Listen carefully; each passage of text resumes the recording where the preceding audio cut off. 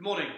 This morning's presentation is to deliver a brief business case overview of Foss Farm in Highland, Perthshire, a small farm which has recently been taken in hand and is the subject of this presentation.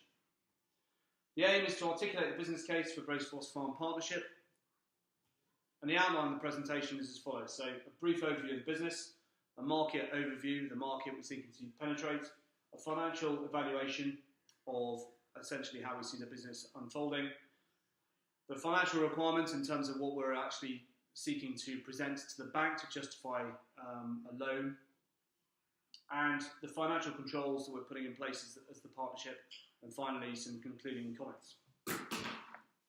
First of all, the overview of the business.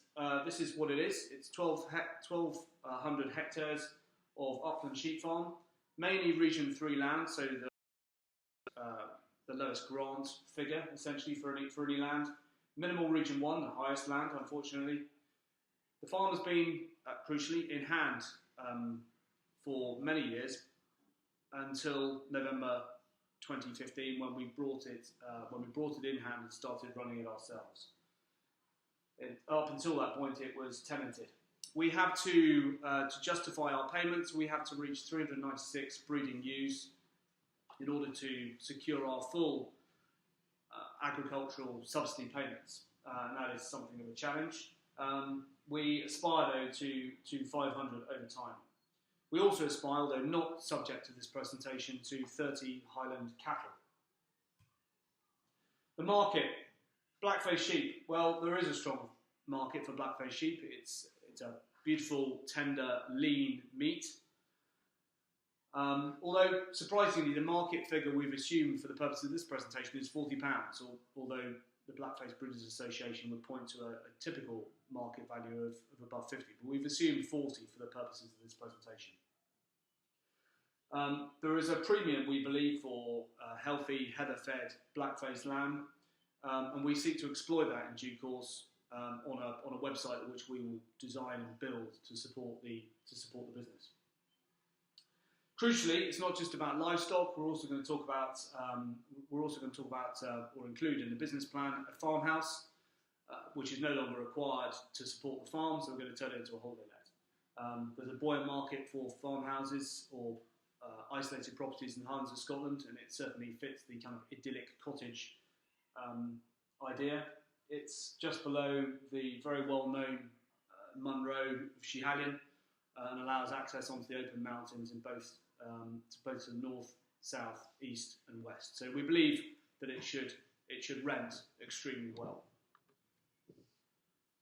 For the purposes of the business case, we've assumed only £500 per week, although certainly at peak times of the year you could be looking well in excess of £1,000, and we'll have to see how it goes, but it will certainly secure 500.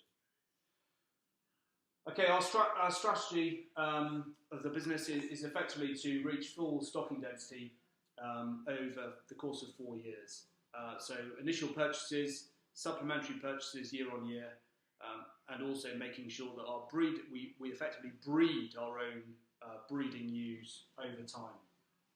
We of course expect to maximise grant funding to get there, develop the premium holiday let farmhouse through initially our own sales and marketing, and eventually through the setting up of a website, and also on the back of the website looking to secure or deliver premium lamb sales to a specific customer base, as we've already explained.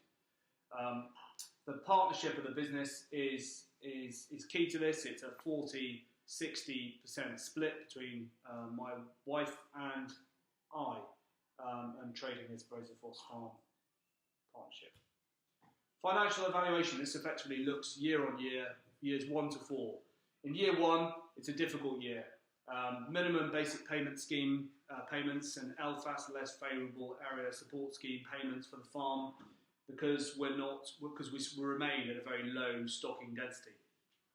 And so in year 1, we're only securing £3,611.43, which is pretty poor when you're trying to set up a business. However, the holiday let will contribute £4,000 and some lamb sales, and crucially, a new entrant grant scheme payment of £12,000, which will allow us to get over that initial hurdle of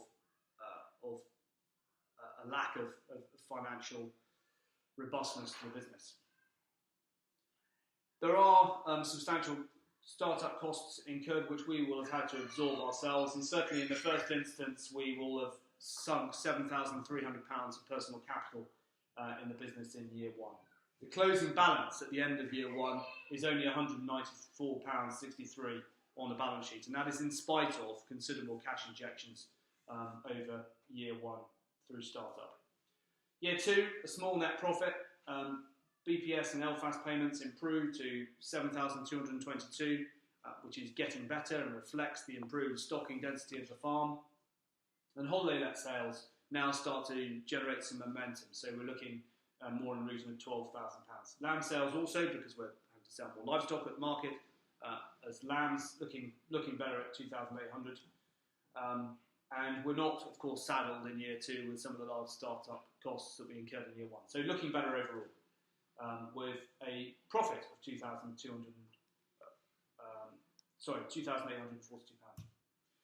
Year three, getting better, more BPS, more LFAS, increased holiday let sales, increased lamb sales. So costs in effect starting to stabilise. We're looking at a profit of 11,219. So starting to look credible by year three.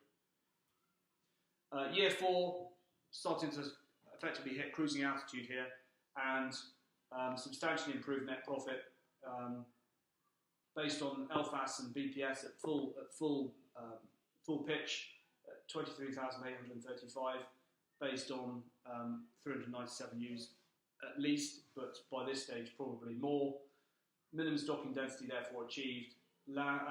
Holiday let sales looking steady. Lamb sales improving, of course, because of the increased stock holding, and delivers overall a net profit of 34,885. Now, I mean, this is the tax calculations are not part of this presentation, but so it may actually be more than that once tax considerations are taken into account, based on a gross figure of 48,685. The financial requirement is to set up a business account with Clydesdale Bank, looking to secure the normal credit cards, checkbooks, looking to secure a mortgage through Clydesdale of £95,000 to fund the payments to improve the farmhouse to a point where it can be let. The mortgage will be secured against the bit of land that British Foss Farm sits on, which is owned by the partnership. So that should be quite straightforward to secure. And we've already factored in payments for the mortgage through the financial projections for the business, and they've been borne out by an initial checks with the bank. Flexible overdraft facility of £15,000 a year to take account of the cyclical flow of cash into the business through BPS and LFAS. And finally, some asset finance for essential machinery purchases, tractor and various other key bits of machinery to support the farm. And finally, our own strategic reserve in place from our own capital. Financial controls, day-to-day restrictions on expenditure to £100, reviewed jointly by the partners, so husband and wife partnership, and a formal monthly meeting to review expenditure on the business. And then finally, preparation of annual accounts, and a formal meeting with partners and accountants and the bank to discuss business performance and any adjustments which need to be made. So, concluding comments, the poor performance initially, and what looks like quite a fragile business plan in the first instance, but over time, once we start to hit reasonable stocking densities, significantly improves and starts to project a positive and viable business model. These figures, therefore, in year 4 are attractive and prove the viability of the business. The plan, I would point out, is only really viable because the farmhouse is not required for the farm and therefore can be let, and the business is not having to pay any rent for the farm itself. Further growth beyond the scope of the initial business pitch through the development of the website, through adding an additional premium through heather-fed lamb sales, and also, of course, we said it's beyond the scope of this presentation, but the development of a Highland beef cattle fold. Overall, an attractive and safe proposition because of the projected growth, and of course because from a bank perspective, because the loan is secured against property. And that concludes the formal part of this presentation. Thank you.